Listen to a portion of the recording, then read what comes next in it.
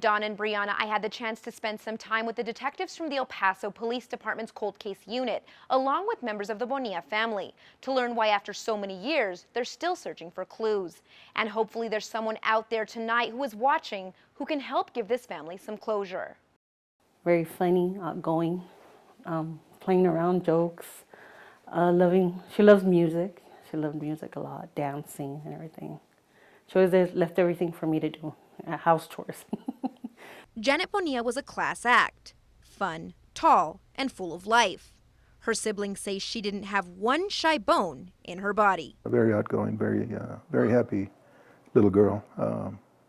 Remember that. Loved my mom. And loved her family. Mike and Janet were 5 years apart. Catherine and Janet were only 1 year apart. Catherine says that they were inseparable. See how very, very close. On November 25th of 1977, Catherine says Janet was asked to babysit a neighbor's children. The family she was asked to babysit for had gone to Juarez to go clubbing with visiting relatives. And with Janet eager to raise money for Christmas gifts, she said yes to the offer. What no one knew was that that would be the last time that they would see Janet alive. Well, that day we spent together that day, we made a little chicken, me and her for Thanksgiving. We celebrated, me and her. My dad was at work, and she had asked to go, she was gonna go babysit, and my dad said it was okay. This is the home that the Bonilla family occupied back in 1977. It would be a few feet away from this door that Janet's father would find his daughter dead on the floor, strangled.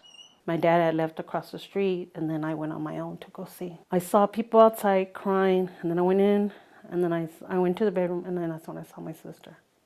My dad was giving her CPR. I thought she was still alive because she was still kind of warm.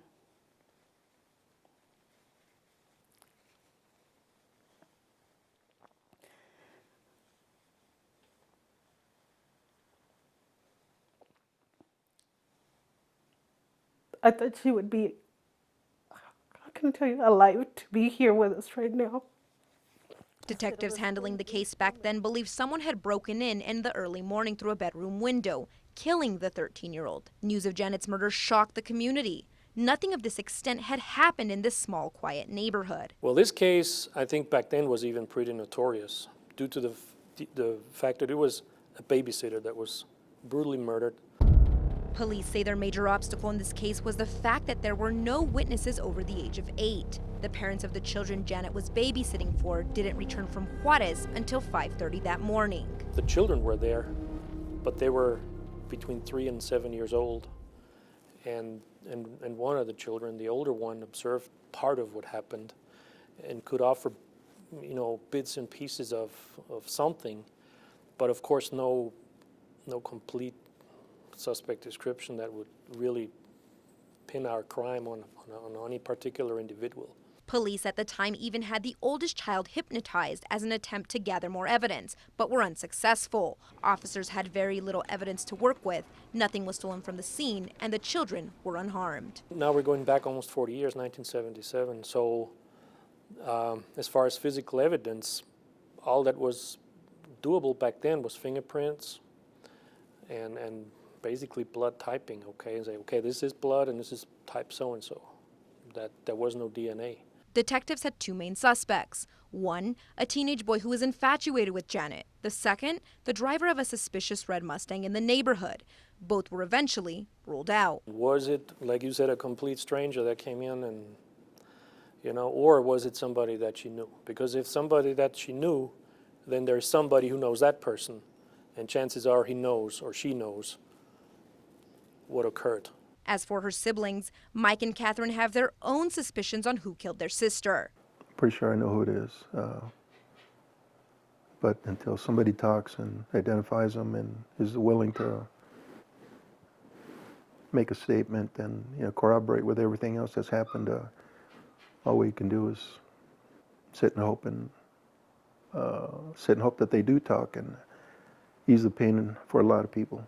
Pain that they have been feeling for nearly 4 decades. It's not fair that they were able to enjoy a full life, for the last 40 years. And my poor sister, 13 years old, never even had a chance at life. And although Janet's parents died without knowing who killed their daughter, Catherine says she's never going to give up on finding out who murdered her sister. If you're listening, know what we're going through, all the suffering that we've gone through. If you have a heart, at least a heart, you would come out or somebody say something. With the advancement of DNA technology, the cold case unit says they can now re-look at the evidence they have to see if it leads to anything solid. Now, if anyone has any information on this case, you are urged to contact Crime Stoppers at 915-566-TIPS. Reporting from the data center, Marissa Armas, News Channel 9.